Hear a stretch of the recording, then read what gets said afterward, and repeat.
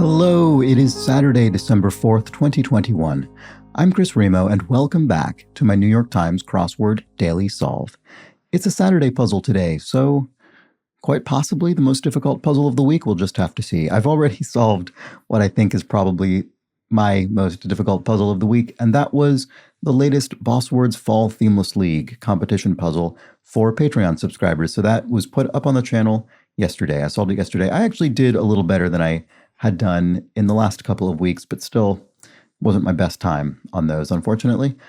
Very difficult, but I enjoyed it. And if you're a Patreon subscriber, head over there and check it out. And if you're not, you could observe the Patreon campaign, see if it's to your liking, and you'll get a wealth of bonus videos, including that most recent, very difficult, harder than a New York Times Saturday Boss Words puzzle. So that's up on there. Check it out if you feel so inclined. There's a link in the description field underneath the video to that Patreon campaign.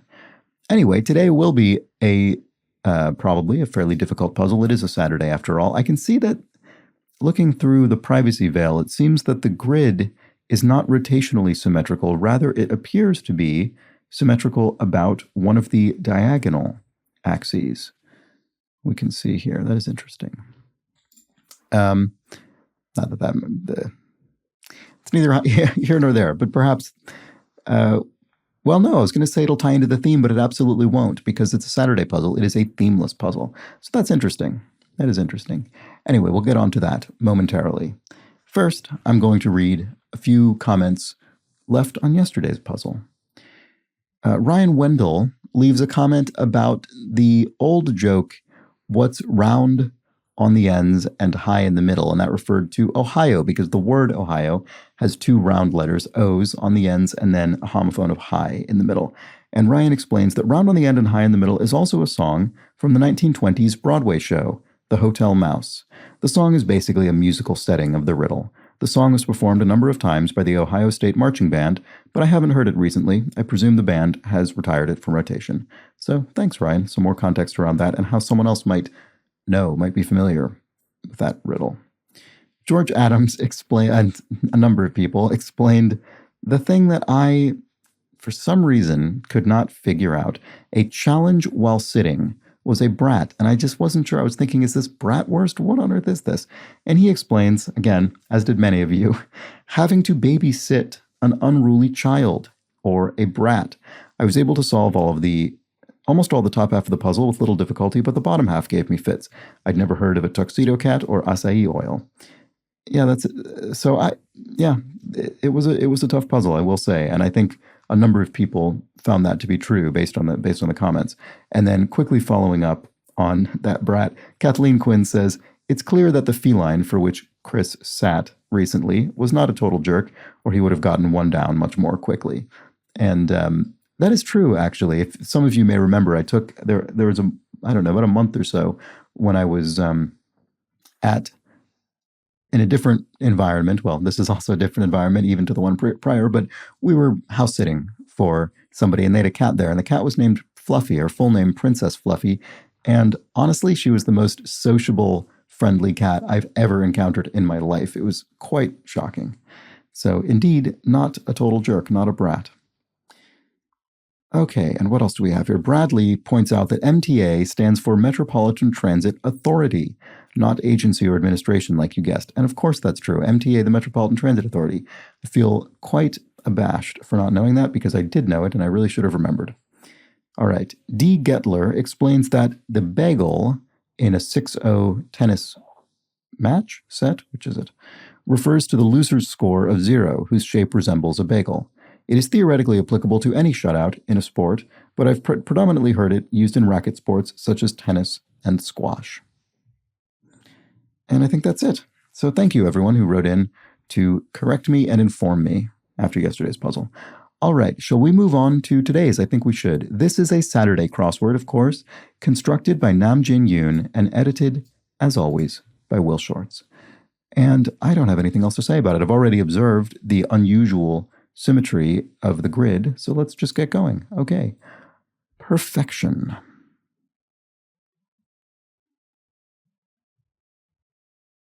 I'm not sure. It has those brackets, which means this might be something nonverbal. Maybe what about a chef's kiss? That's sort of the sort of 3 fingers to the mouth kiss is sort of perfection. And that would be nonverbal. So that's why it would have the brackets, because it's not, in this case, it's a gesture. So let's see if we can confirm that with some crosses. Connection point, not seen much anymore. Not sure. Establishment where indoor smoking is permitted. Indoor smoking. I wonder if this could have something to do with smoking meats, perhaps. It could be a cigar bar or something. Beyond the pale. Extraordinary, or more of a negative connotation. Deadly household appliance, according to Korean urban legend. This is a fan. That is sort of an odd urban legend, yes. To sterilize, in a way. To sear, maybe? You heat something to an extreme temperature? I'm sure this is quite obvious. First female dean of Harvard Law. I wonder if it was Elena Kagan. That would fit in 5 letters starting with a K. Current Supreme Court Justice. Yeah, let's see. Straight. In line, perhaps? I mean, I don't know. No, I don't think so because of that double N. Let's look at some crosses on Kagan, perhaps. Overdrawn account. So the surface reading of this would be a bank account that has insufficient funds to cover a withdrawal, but the question mark indicates some kind of pun or wordplay. We're not going to read this according to the surface definition. Sorry, my voice is a little hoarse. Excuse me, I learned recently I have some kind of acid reflux, which is one of those things that I guess means I'm old now. So I've been prescribed some medication, and I think that's why my voice has been often hoarse recently. Anyway. Actress McDowell is Andy McDowell. Oh, did we ever? Sorry, I forgot to look at it. Right, overdrawn account. So not a bank account with insufficient funds, but rather some kind of pun. And it could be overdrawn, could be the pun. It could be something that is frequently illustrated or overly illustrated. But it could also be account. I mean, it could be a yarn, an overdrawn account, a yarn story that goes on too long. It's overdrawn. It's possible.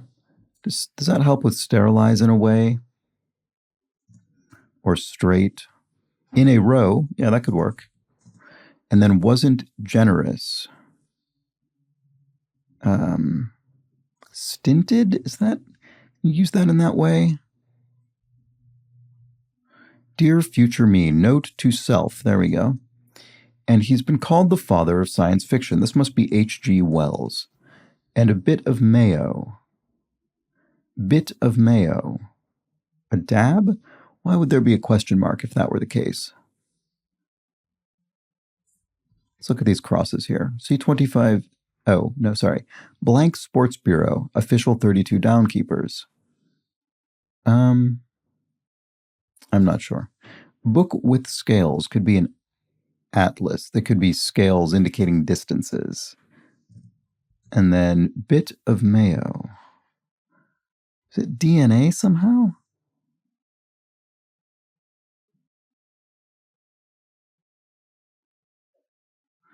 Don't quite see what's going on with this clue. I apologize. Let's look back up at these acrosses now that we have some more downs.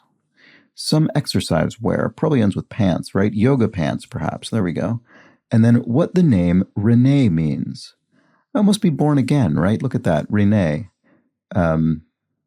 Nay for born, which is why we use that to indicate someone's, for instance, someone's name before marriage. You could say Smith, Nay, Jacobson or something. And the Nay is French for born, the name with which they were born. And then re for again, so born again. And then that gives us digits on a paper card for short. That would be, in this case, Social Security number. So you might have a Social Security card to indicate your United States Social Security number. And then was there anything else that was, oh yes, I see. Sterilize in a way is spay, to spay a pet. I see, yes. Didn't see that until it got the crosses on it. Connection point, not seen much anymore. Oh, A cyber cafe, I bet this is. I remember going to cyber cafes in university. I did that to get online because I did have the internet. I guess they had better computers probably than what I had. I'm sure that was the reason. Anyway, to pull out, is it eke out? It doesn't seem quite right. Establishment, oh, maybe it is. Establishment where indoor smoking is permitted could be a hookah bar. There we go. And then beyond the pale, oh, egregious. Something is just unbelievable. I cannot believe that they did that. That is egregious. That is beyond the pale. And to pull out is to eke out. So you could say, I guess, to eke out a living, to pull out a living. I don't really think of pull out as being utterly synonymous with eke out, but I guess it's close enough. Eke does come up a lot. So I imagine Will Shortz is always looking for new ways to clue eke out. All right. Classic music tradition from Hindustan would be raga music, and rock group whose name came from letters found on a sewing machine. Wonder if it's AC/DC. Because there would be, the sewing machine would need to have the proper current. Maybe, let's try it. I wouldn't have known that about AC/DC. Nest egg yield could be a chick. So a chick born from an egg in a nest. And quarters could be abodes, your quarters where you live, where you sleep. Taps could be faucets, as in a water tap, water faucet. So indeed, that is AC/DC. Oh, I learned a little bit of trivia, a little bit of rock music trivia today. Stay quiet could be keep something. Keep one's tongue, I don't know. C25 down, right. What was this again? The sports bureau thing? Could be stats, maybe? Official stats keepers, maybe? Let's see if we can make any progress with that. Strips. I don't know. Could be paths. Polite form of address abroad. So this could be Shri. This actually came up in the crossword just the other day. It could be. Strips. Oh, could be pairs, as in you pare something down, you strip something down. This is an example of a clue that could have the parenthetical down added to it. And it would be even more... Even a tighter match. I don't know this sports bureau thing. And I don't know this bit of mayo either, so I really hope 37 across helps us out with some side eye. It'll be skeptically or suspiciously or something like that. You give someone some side eye, you're not quite trusting. Stay quiet, and then what was this? Oh, March alternative. Didn't see this. March alternative. So could it mean march as in regimented walking, or it could mean march as in a parade or a protest, or it could mean march as in march time and music? So, an alternative to that would be waltz time, for instance, but that doesn't fit. Oh, a sit-in. So it's the protest version of march. An alternative to a march protest might be a sit-in protest. All right. Stay quiet. Oh, keep it down? Keep it down. Stay quiet. Yeah, that works. Like many apartment rentals. Not sure. What about this? Nose crinkling. Ah, that could be acrid, a really acrid smell. It just crinkles your nose and gets into your sinuses. Alternatives to toilet paper. Oh, could be bidets. And they might be loaded with singles. Okay. One of those times when I'm not so much of a sports dunce that I can't recognize a simple baseball reference. They might be loaded with singles. You could have the bases loaded with, single hits, I guess? And then poker declaration, I call. Yes, I call a bet. Okay. Deadpan could be droll or dryly, maybe. What is this? Artful. Maybe it's dryly. You delivered the joke deadpan. You delivered the joke dryly. Yeah. I suppose in that sense, in that way, deadpan is not an adjective, but an adverb. But I suppose the adjectival and adverb form of deadpan are the same, I suppose. You wouldn't say deadpanly. You just say deadpan. Yeah, I guess that works. And then here we have artful is sly. Here we have I got you. Say no more. Say no more, Nam Jin Yoon. I got you. And this crossword, it seems like I'm actually doing better than I did yesterday on the Friday, which isn't surprising to me because Friday, I did find yesterday's puzzle to be trickier than an average Friday, I would say. Fictional Harvard law student played by Reese Witherspoon. This must be what? Is this Legally Blonde? I've not actually seen it, but it might be Ella or Ellie. Oh, Notre Dame setting. So this is the cathedral in Paris, the Seine. It's on a little sort of island in the Seine. Pastoral sound could be a moo in a pasture, in a pastoral setting. You could hear a cow moo, I guess. Could be ma also, could be sheep. So maybe I shouldn't fill that in just yet. Like many apartment rentals. I don't know, but O does seem more likely here than A. So maybe I'll just put that one in there to remind me that I'm not completely certain. Printmaker, question mark. Printmaker. So there's some sort of pun or wordplay going on. We've got the indicator for that in the form of the question mark. I wonder what that is. Here we have a masked warning. Masked warning. Another pun.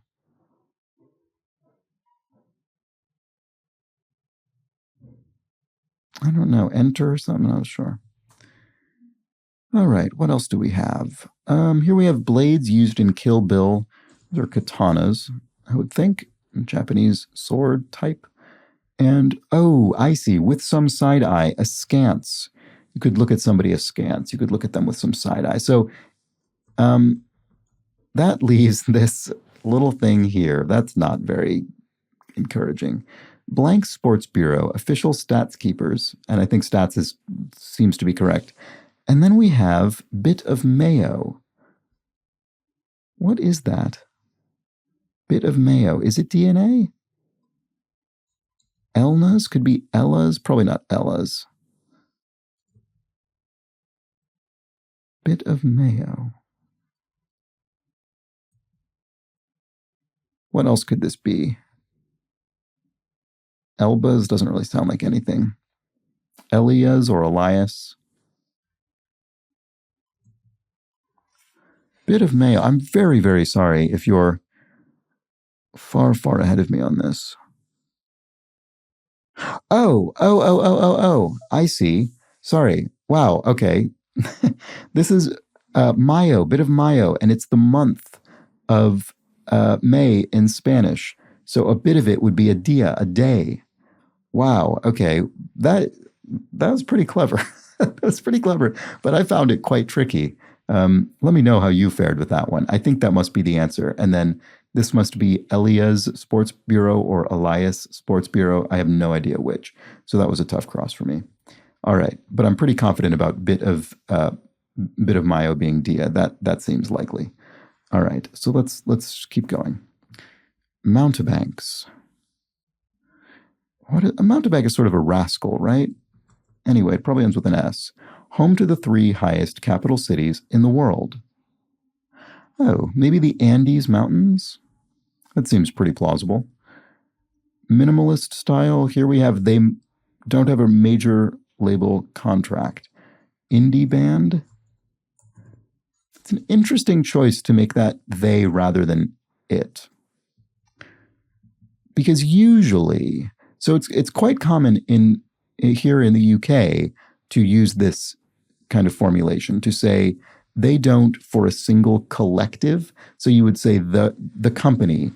You'd say, Coca-Cola, they release their financial results today. But it is more common in the US for that to be singular. Doesn't really matter. People know what you mean either way. But it is slightly surprising to me that this says they and it is a single indie band as opposed to they being the members of the indie band. Again, I'm not really issuing a judgment on it. It's just, it is sort of a convention that differs often by English dialect. But maybe that's changing. It probably is changing. Anyway, pastoral sound. Oh, so this one's ba, I bet, because of the B. And that means this one is probably not ma, which is sort of an alternative ba, but rather is moo from the cow. I suspect that's the case. So what is this? Like many jobs in the gig economy. Oh, freelance. I see. Yes. Freelance jobs in the gig economy, freelance gigs. And then scuttled, ran, scuttled. Oh, sank, like a ship, scuttled the ship, right? And then mountebanks fakes. Okay, so maybe maybe I had that meaning slightly wrong, but someone who sort of puts on a front sounds accurate. And then a minimalist style. Oh, it could be a minimalist style typeface. It could be a sans serif font. But let's check the crosses on that. A bash could be a fete, could be a party, a big bash, a gala, a fete. Flavored with. Not flavored, favored with. Boy, that could have been a disastrous misread. Favored.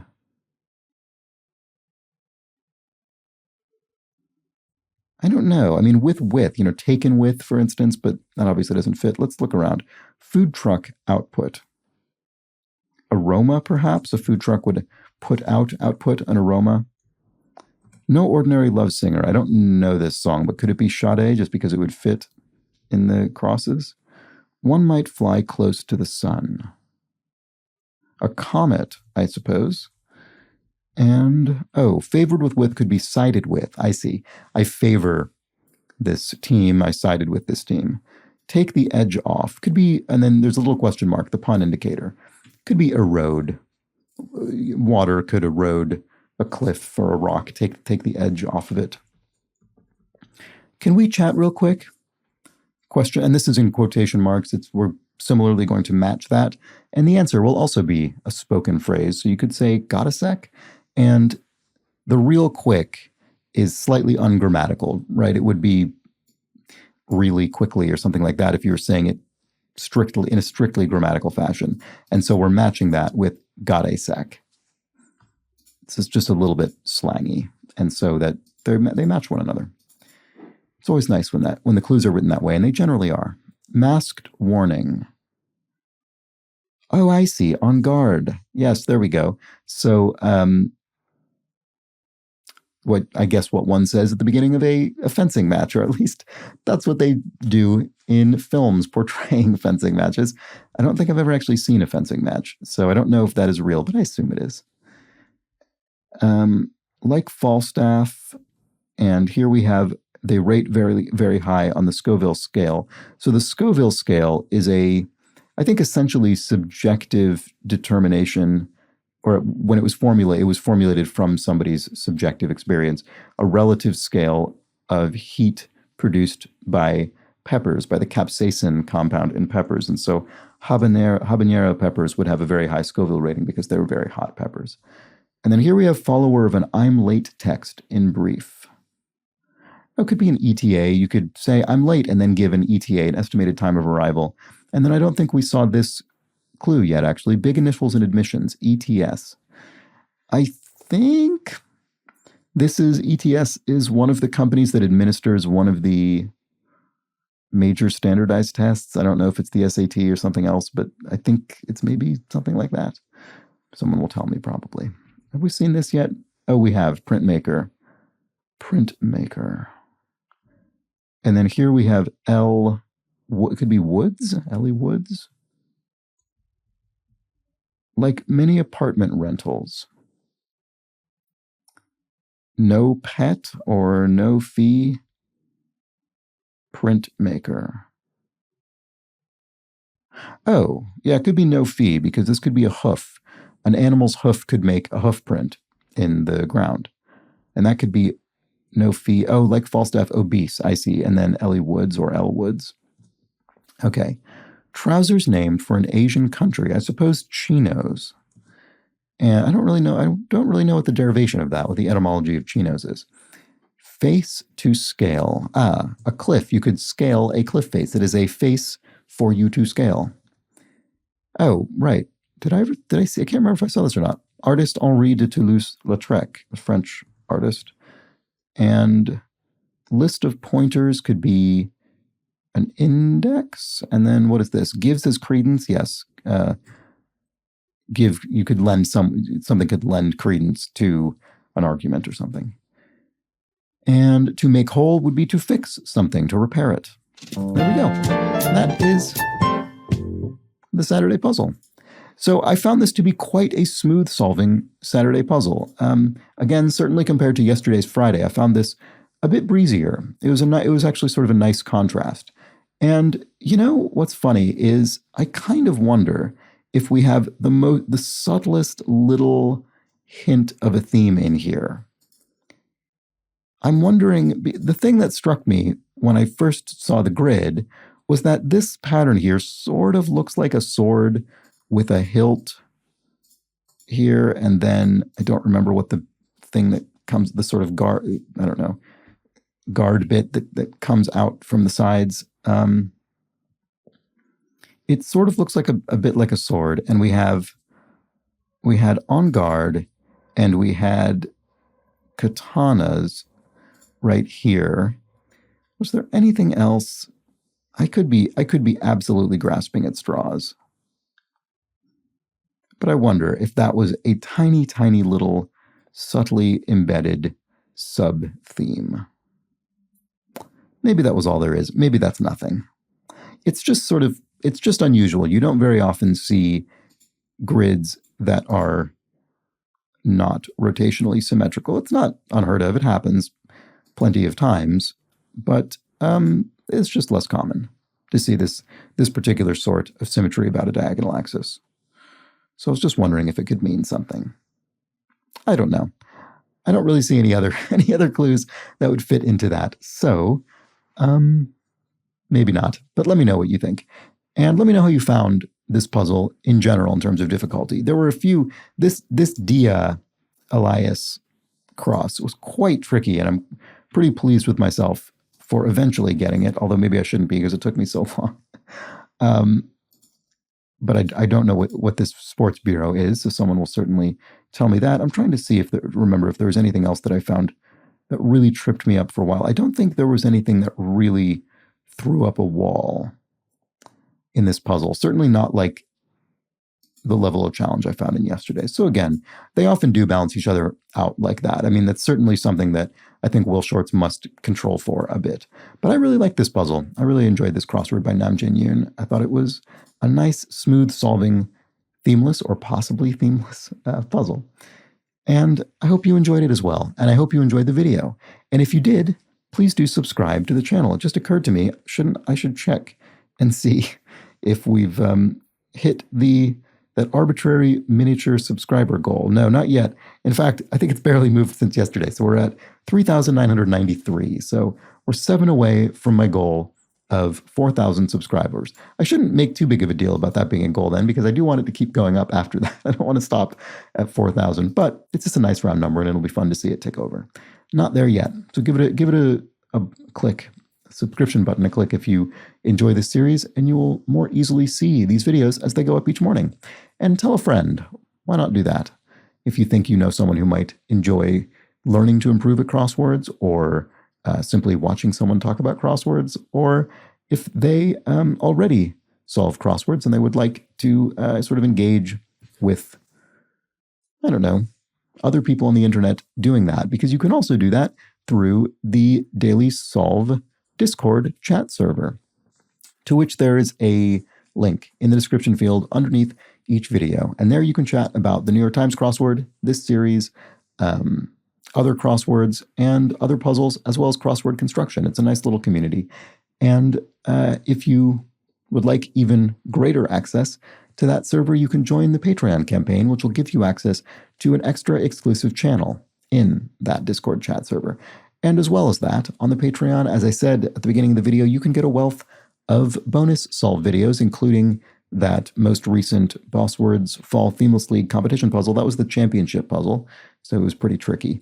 And I still need to do this week's mini puzzle speed solve, so I'll get on that as well imminently.